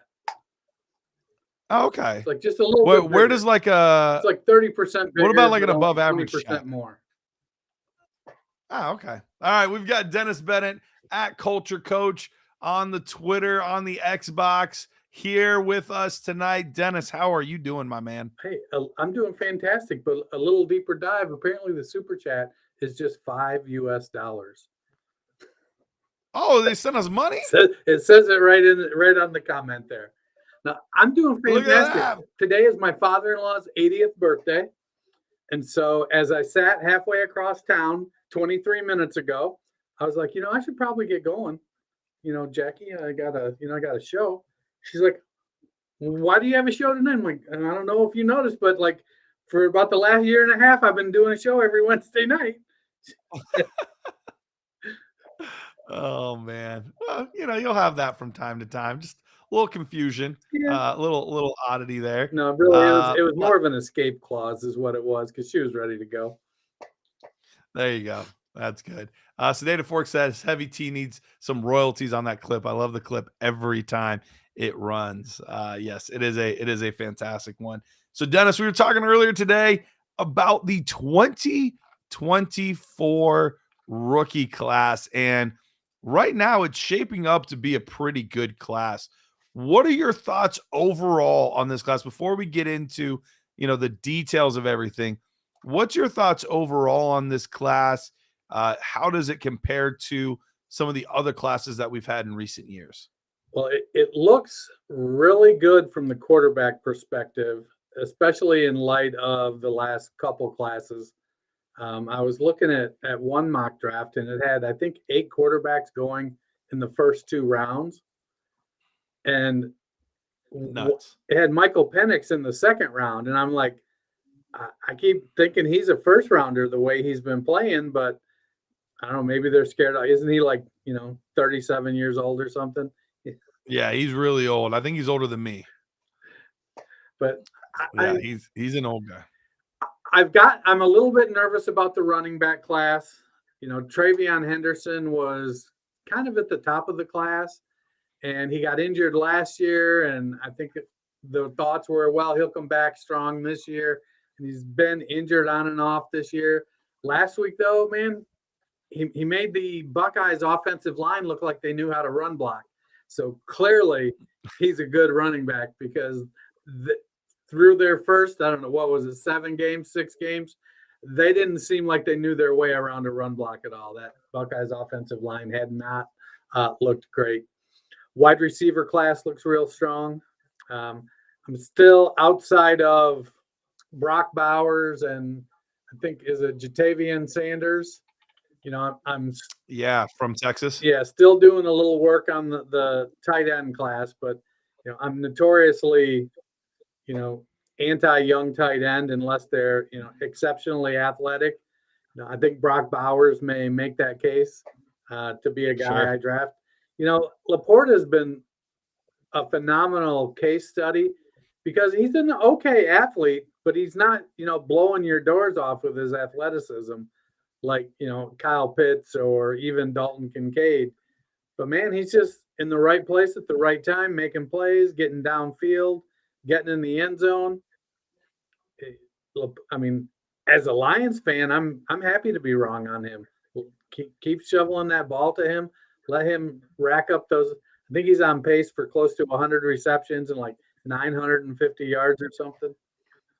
Yeah, and he's getting in the end zone too, man. He had a shot at potentially another one at the end of the game there this past week, and he flubbed it unfortunately. But they were up so much in that game, it didn't really matter. Yeah, happens to the best of us. Yeah, I flubbed plenty in back in my day. So Dennis, let's talk about this quarterback class because there's a lot of names in it, but there's two that seemingly stand above the rest. And for a while, it was not even as much 1A, 1B, but it was a clear here's the top guy, and then here's the second best guy. That seems to have changed a little bit over the past few weeks. Talk to me about Caleb Williams and Drake May. Yeah. Williams came into the season as the unquestioned 101, and Drake May just has been putting in work. Williams may be getting a little too much blame for the way USC is playing overall, but you expect your great quarterbacks to lift all of the boats on his team, make everybody better. And, while Williams has done that some, they don't have a great running game. Who's the transfer that's there? Marshawn Lloyd? Is that who's at USC? Jerry Rice's kid, Brendan, has been playing well. They had the freshman come on, Malachi. Was that Nelson? What was his name? Not Nelson. Malachi Nelson. Yep. Is it Nelson? And and Mario Williams. But it seems like that wide receiver. It doesn't feel like there's a Jordan Addison there at USC. So maybe that's part of the issue. Maybe it's some adjustment overall for the team to Lincoln Riley. I think May's still going to end up being the 101, or not May. Williams will end up being the 101. But it wouldn't surprise me if somebody in need of a quarterback goes up to 2, or if they're at 2, takes Drake May. He's showing that he can get the job done and kind of has all the traits of a franchise quarterback. After those 2, that's where it gets interesting. Who's 3? Is it JJ McCarthy? Is it Quinn Ewers? Is it Penix? Who's the other third guy there? Is it Bo Shedeur Nix? Sanders? Shedeur Sanders. Now, he seems like he feels to me like the one that needs probably the most development of those guys at the top. Sure. And a lot of it is, again, he's a guy getting a lot of blame for a team that's really not ready for prime time, that has been thrust into prime time because they've got a high profile coach. And so they it would have been a little better for them to kind of, lay low this year, get through the season, then let Dion bring in some more guys on the interior, some, high level offensive linemen. That's really where they need to pump up their defense, their offensive line. I think they've got some decent skill players out there. But I think if you're Shedeur Sanders and you're going to be a first round pick, I think you go to the NFL, and it may work out great. He may end up being a late first rounder. So he ends up going to a team that doesn't have to put him on the field. Right. Well, and the interesting part with all of this is the NIL stuff. Guys, it's reported that Sanders is making like $4 million a year as a college quarterback. Right. So, yes, first round money's a little better than that. But if you think that you might need a little more time, you might not be as eager to jump into the NFL as you once were, because you're still making some pretty good money being able to still hang out there with your brother and your dad and just hanging out. So it will be interesting to see him. I think the 2 guys that I'm really interested to see if they declare are Sanders and Quinn Ewers. Those are the 2 guys that I'm kind of waiting to see. Ewers has had some flashes of just looking awesome. And then he's had some other flashes of being like, I don't know about this. Jay Cutler? Yeah. So it'll be interesting to see what happens with those 2. JJ McCarthy's the one that we haven't talked too much about yet, but he's flying up people's boards. Like This is a guy that all of a sudden is really pushing, the even I've heard some people saying like he might push Drake May even, which I'm not even close to being ready to say that. But maybe my Ohio State bias is showing. What do you think of JJ McCarthy from what you've seen? I hate him. I mean, he plays for that team up north. I Yep. have honestly, since as he's been rising, I have been actively chipping away at my biases towards that team and that player so I can get to more of an objective evaluation. It's week 9 of the NFL season. I'm not quite there yet, but I'm Sure. noticing him rising. I'm seeing him, what was it? Luke Easterling's draft had him as the 3rd QB off the board. Draft Tech, I think, had him as the 5th QB off the board. So he's going to be up there.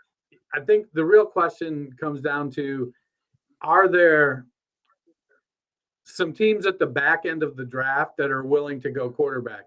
We talked about Sanders a minute ago. Like, what about Dallas at 22? Dak Prescott has another year on his contract. Maybe sign him to a short extension with some outs. He's going to be 31 in 2024. Put Sanders there and do what's starting to come back in vogue and take a developmental quarterback with high level possibilities, high level upside, and let him develop a little bit.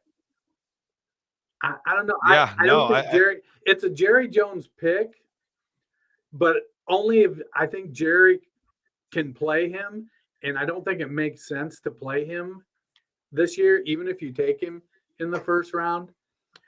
McCarthy feels like he needs to have a couple protein shakes and a couple burgers and fries and put some weight on. But he's 6'3", he has a decent arm, and he's fairly mobile. They kicked our ass last year. Turns out maybe they knew what was coming. Maybe Sure. they didn't. So Makes it a little easier. We'll see how it plays out the rest of the season now that the Wolverine is out of the bag here. Yep. It will be very But interesting McCarthy's to been see how playing that. well.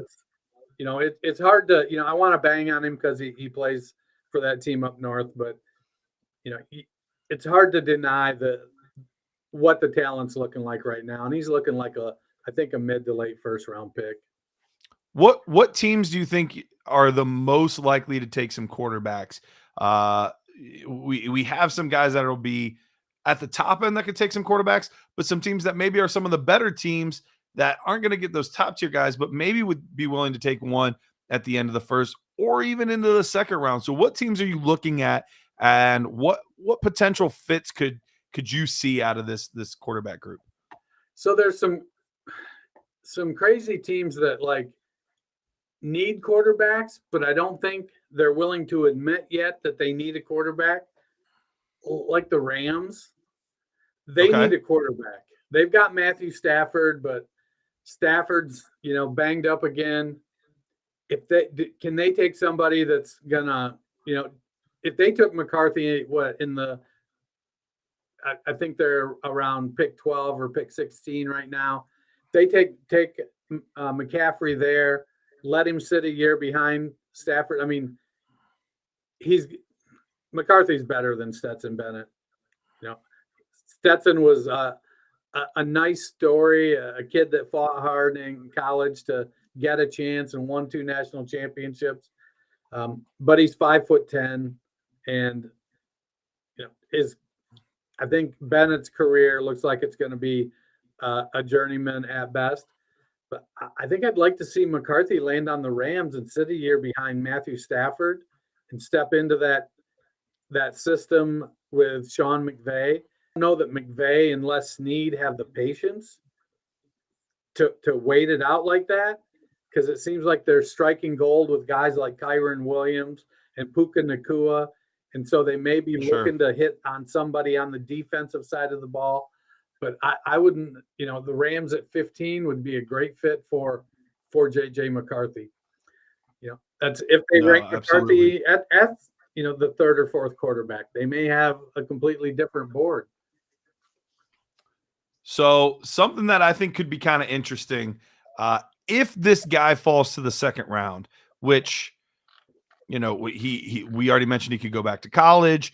All things are possibilities here, but right now I don't think he's a top 10 pick for sure, and he might be right in the perfect range for a team that might make the playoffs or just miss. And that's the Atlanta Falcons and Shedeur Sanders. They formally drafted another Sanders. They did. And that worked out pretty well for them. And so I think he would be a pretty good fit in their offense. He's a pretty accurate quarterback for the most part.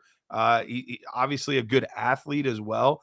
And it would be fun to see that connection once again. So I don't think they believe Heineke is the guy, and they're not going to be bad enough to be in the the sweepstakes for Caleb Williams and Drake May and guys like that. They've already probably won too many games for that to happen, even if they lost out from here. So, but that's a player that I could see being a potential fit, and it would be a fun fit as well. I mean, and he's a good enough athlete that they still don't have to throw the ball to Pitts in London. Hey, there you go. That's right up Arthur. Let's use him as a running back. Now, but if he goes to Atlanta, it feels like he'd have to start. Like, you got Heineke, you got Ritter. We know what's there, and it's not championship caliber quarterbacking. I had some high hopes for Ritter. It seems like every game he has decent completion percentage. He's throwing it for like 4 yards a pop. If he's throwing it down the field, he's throwing it for 50% completion. Heineke stepped right in, took right over, did exactly what he does, hung Drake London out to dry and sent him to the medical tent. And it's like, that's just what Heineke does to people. So Sanders would have to step in and play. And I don't know that even in the mid to late first, or even in the second, I don't know that he'd be ready yet. It seems like something that would require a ton of patience and an awful lot of mental fortitude on Shedeur Sanders' part to be able to make it through. And we've seen guys, Troy Aikman, Peyton Manning, awful first years, lost a lot of games, threw a lot of interceptions. There are guys that can get through it and come out the other side.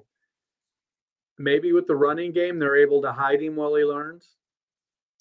But I like the fit. I'd like it better in 2025 if he got to sit for a year. Yeah, no, I'm absolutely with you. So let's move over to the running backs real quick. We already mentioned that this class, it's been a bit disappointing so far. Looking at some of the top guys, unfortunately, we have a couple more Michigan guys towards the top. Blake Corum, Donovan Edwards, Ohio State. We mentioned Travion Henderson, Trey Benson, the transfer that's at Florida State. He's played pretty well this year. Braylon Allen up at Wisconsin, a real big physical bruising running back up there that they have. Marshawn Lloyd, who we talked about from USC, Raheem Rocket Sanders. So there's some names, but just overall, none of these guys have been just mind-blowing this year. It's been kind of a meh year for the running back position. We feel pretty darn confident that nobody's going in the first round at the running back position, right? Correct. Yeah, there's no Bijan, what about there's no Jameer. Yeah. What about the second round, though? Are there some guys that you think could sneak into the end of the second round? Yeah, I think so. The Raiders are going to be moving on from Josh Jacobs, so they're going to be in the market for a running back. The Bengals, it feels like we're coming to the end of the Joe Mixon tenure, and what they're going to need is a running back that can catch the ball as well as run the ball. I think Travion Henderson at pick 49 would be great with the Bengals. He's in the second round there. He has the three down ability. He's got good size, 5'10" and about 215. I think that would be a great fit. Pittsburgh, it feels like they're just trying to get through the Najee Harris years. We still got a little bit of time there. I don't know. Let's see.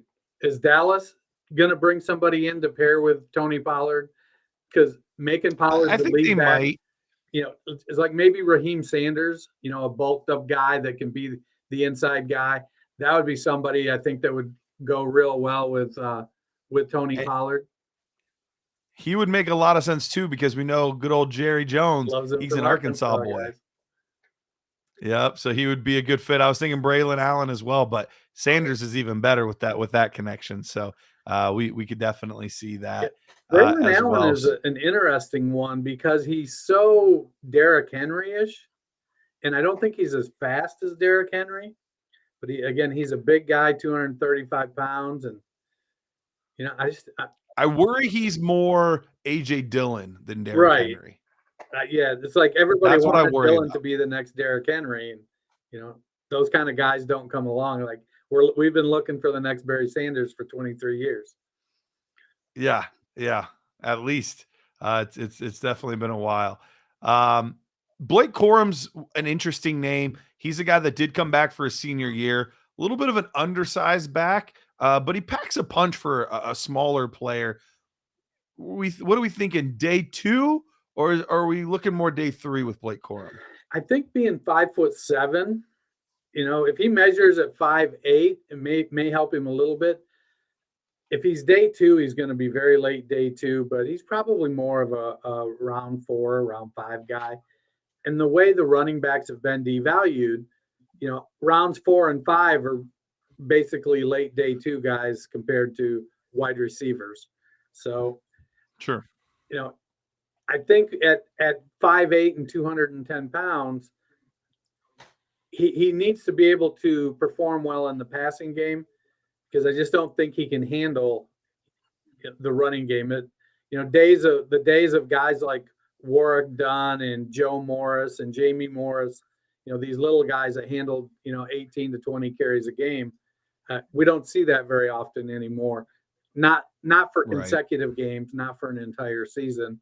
Now, I was kind of honking the horn over on the fantasy football roundtable about Kyron Williams, because 5'10" and 200 pounds, and they're giving him 20, 25, sometimes 30 touches a game.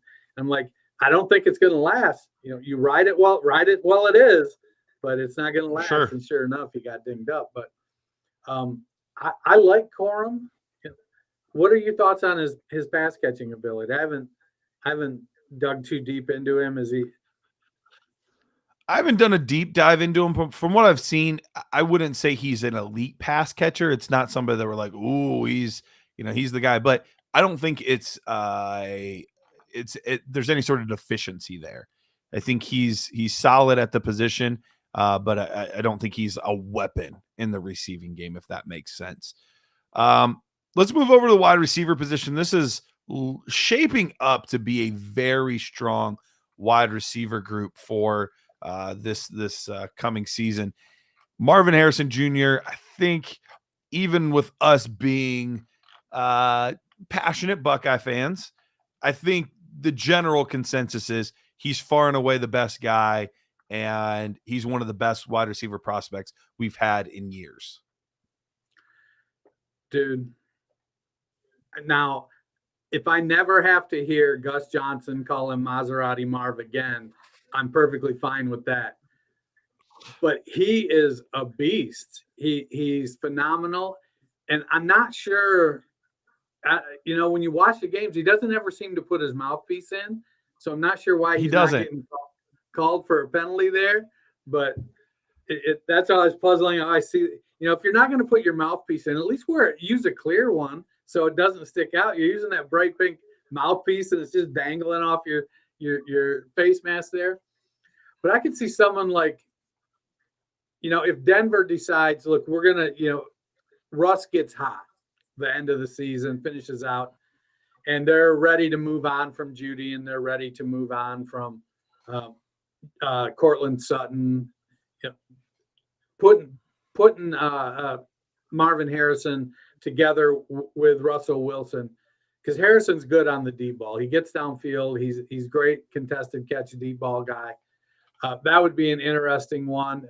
The New York Giants, I think they may be going in the market for a quarterback, whether it's in the free agent market or bringing in somebody, Bo Nix, JJ McCarthy. Right now in Easterling's mock, they're picking at 5. I don't know if we have 3 quarterbacks go in the top 5 or not. I mean, we could. And some of them are playing good. Michael Penix has been on a roll, and Bo Nix and JJ McCarthy. A lot of these guys are playing well. Harrison would be, I think he'd be phenomenal in New York just because of the market there. That would be an outstanding. Where I don't want him to go is New England. New England cannot draft, no matter how good the wide receiver is in college. If he goes to New England in the draft, he stinks. So let New England sign veterans. I don't care if they sign Devontae Adams. I don't care if they sign Justin Jefferson. Let them sign the best free agent wide receivers. Just don't draft a top end wide receiver because you just can't. They just don't seem to get it. I don't know why they can't, but they can't. No, they really struggle to get those guys. And the only saving grace, if they got him, is he's the closest thing that the Patriots have had to Randy Moss since Randy Moss. So, they figured out how to use that guy. The problem is Mac Jones isn't Tom Brady. That's the problem. Yeah. All right. Yeah. So with the rest of the class, though, Keon Coleman's come on real strong.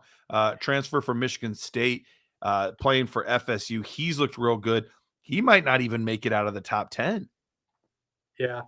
The way he's been playing the ball, he's got good size. It's almost, dare I say, DeAndre Hopkins-esque, the way he kind of attacks the ball when it's in the air.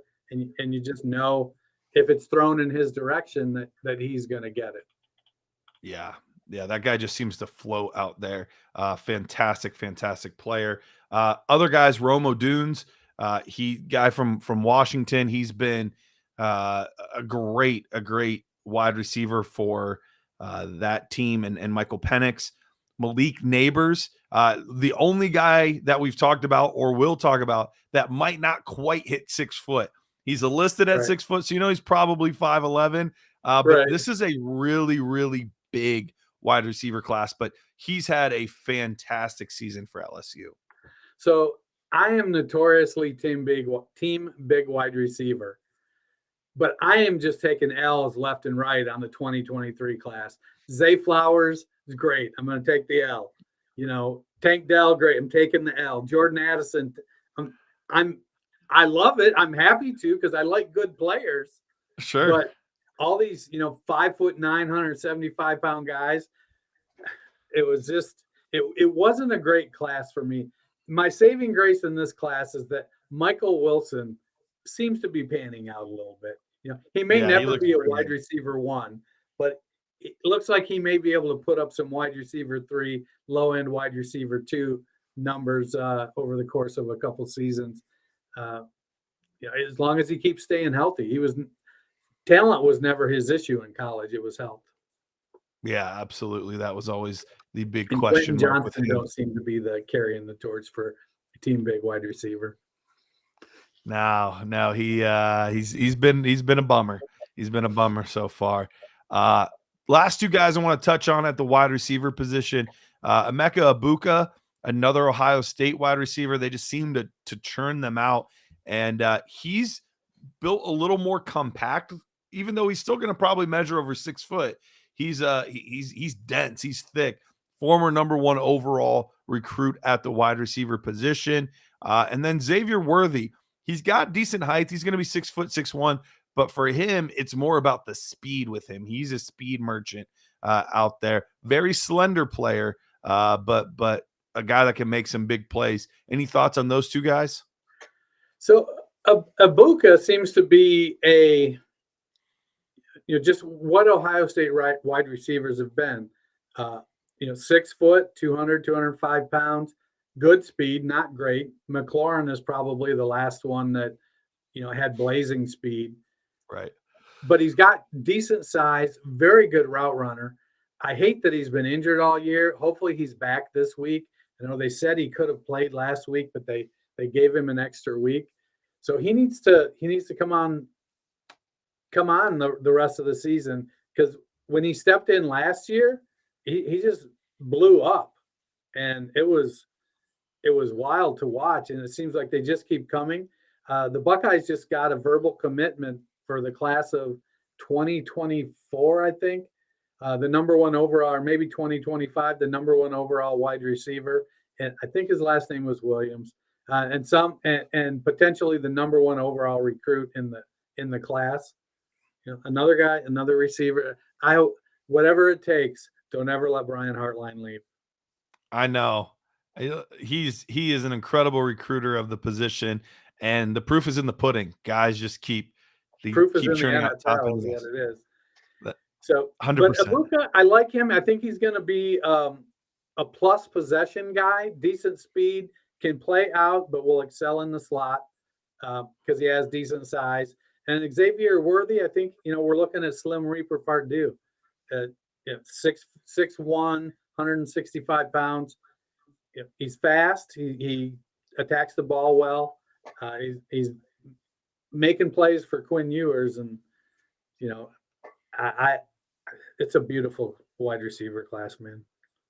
It is. It's looking great. As the president of Team Big Wide Receiver, I'd be remiss to not at least ask you about this one last guy, Mr. Johnny Wilson, for the Florida State Seminoles, listed at 6'7".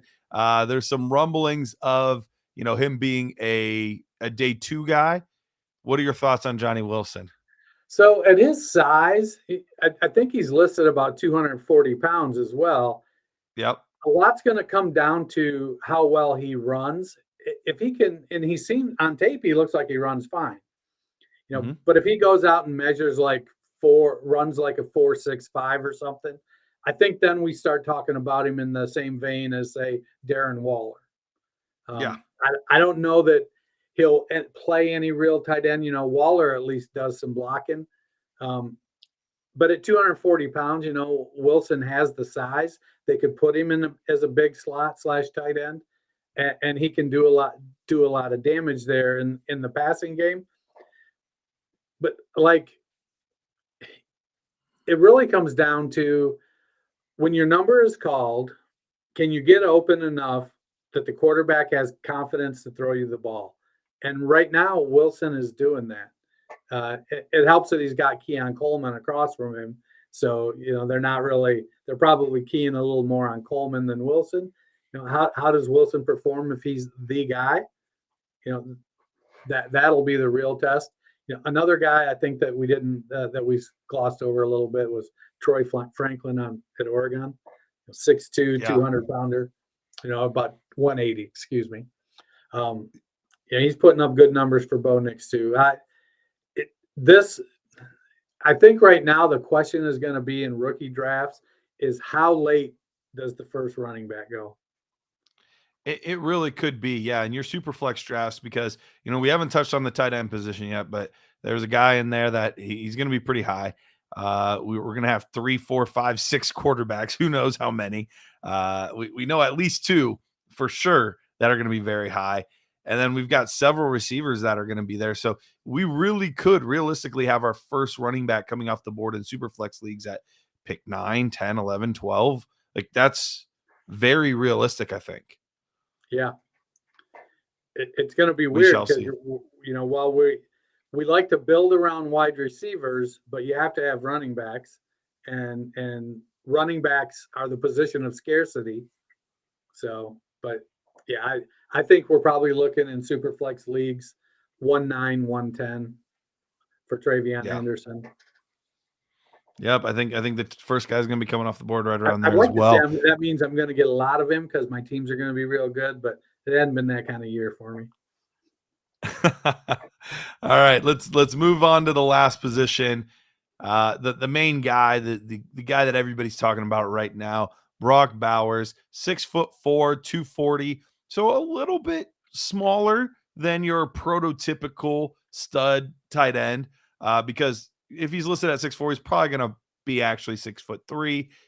But man, all he does, even as a true freshman, he was making plays, and he hasn't slowed down at all. What are we looking at for Brock Bowers? You think he's a top 10 pick in the NFL? And what team do you think he could end up on?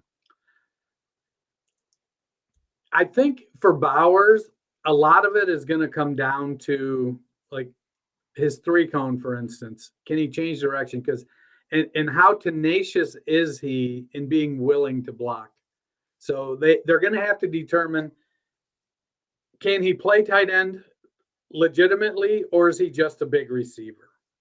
And so if he's just a big receiver, then he's going to have to run really, really well or be really shifty, be able to change directions really well.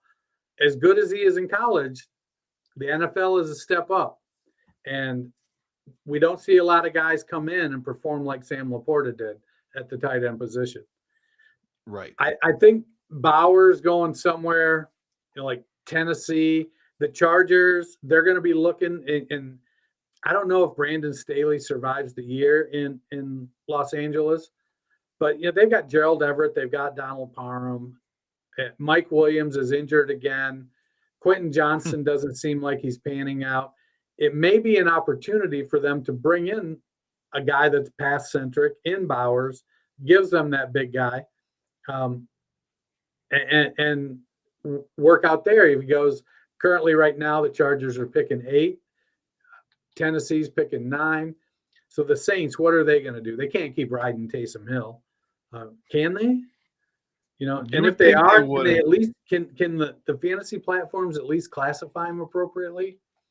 The Raiders drafted Michael Mayer. The Vikings have Hawk. The Colts are a team that's looking for a tight end to step up. And while I like Will Mallory, who is a later round pick this year, he seems like a guy that is going to be a 2 to 3 year developmental guy to become a functioning NFL tight end. So if the Colts, who currently are at 13, if they make it up into the top 10, I could see them giving Anthony Richardson a weapon like Brock Bowers. Its team scares me, and you mentioned them before, but New England seems to always want to snatch up these tight ends. That's another one where he could end up going to New England. And the way New England's playing, they're going to be, they may very well be top 12. So, yep, it's unfortunately very much so in the realm of possibility. There are a couple other guys, Jatavian Sanders, we talked about for Texas. Another guy that's not huge. Same with Jakeem Bell. So it's very interesting overall, this class. We don't have a lot of these freak behemoth guys. All these guys 6'3", 6'4". Any thoughts on Jatavian Sanders or Jakeem Bell from Florida State? So I watched a couple games of Jatavian Sanders in the Dynasty Nerds film room with the Dynasty GM. Bundle it together with the Nerd Herd. It's a great savings. Just because I saw something and I was like, well, who is this guy? And so I went and I watched a couple of games and he looked phenomenal. If he was 6'5" and 250, that'd be great. But he's listed at 6'4" and 242. So like Bowers, he's probably going to be 6'3" and 239. Yep. And that 1 pound is going to make a world of difference because it's a 3 instead of a 4. Yep. But as long as he can, teams are starting to figure out how to use that second tight end, that move tight end, as a mismatch receiver. I think that Jakeem Bell, Jatavian Sanders, and Brock Bowers are all guys to some extent that need to go to a team that can do that. Yeah, I totally agree. Let's get to one guy that might be a little bit closer to your heart. Last tight end that we're going to discuss here, Cade Stover, aka Farmer Gronk. He's been a big play guy for Ohio State this year. He's not the biggest, although he is at least heavier than some of the other guys we talked about at around 250. He's not a freak athlete, but man, he's in the right spot all the time. His hands are really consistent. He's a fun guy to watch. What are we doing with Cade? So he's a guy that, what I've seen is that talking about the other tight ends that are a little bit smaller, and it's like, are they willing to block enough to be on the field enough to make a difference in fantasy? Stover is a guy that's willing to block enough to be on the field enough to make a difference in fantasy. His agility metrics are going to be big for him. Because I'm not sure how good he is at change of direction. He's got decent speed. He gets out away from the line of scrimmage well, and he's got good hands. He's very consistent, and he fights hard, sometimes to the point of fighting too long and fumbling. You got to stop that. Sure. But he is a guy that if he could probably be had in the late second or maybe even early third. That can go onto a team and make a difference because of, he's that glue guy on a team that kind of just keeps everything together, helps make sure everybody's doing the right thing. And because he delivers when his number is called, he builds that confidence with the quarterback. And if he goes to any team that has a young quarterback, he'll start to gain that person's confidence early and start to make plays. He's a hard worker, which, the coaches love that. They want to see a guy that gets in there and grinds. And that's what Stover does. He brings that, early to bed, early to rise farmer mentality to the football field. Yeah, he does. He's a fun player to watch. I don't know that he's going to be an earlier draft pick. I'm guessing probably third round type of guy, fourth round type of guy. That are your thoughts as well? With him, maybe late second, but yeah, usually those guys have a little bit more to offer athletically, but maybe he'll surprise us. Maybe he'll surprise us and do a little bit better in some of the testing than we initially anticipated. So, Dennis, I think that kind of wraps things up. Anything else on the 24 class that you want to bring out, highlight, mention, anything like that? So what do you think of I'm going to call them the project quarterbacks, because they're probably going to be late day 2, early day 3 guys, the Riley Leonards, the Jaden Daniels, the Jordan Travis. Any of these guys, do you think are they career backups, or are they going to be able to develop into starters? Any of them strike you? Yeah, there's none that I've been like overly excited about. Riley Leonard is an interesting one. He's got your more prototypical size and build. So he is one that I am definitely keeping an eye on.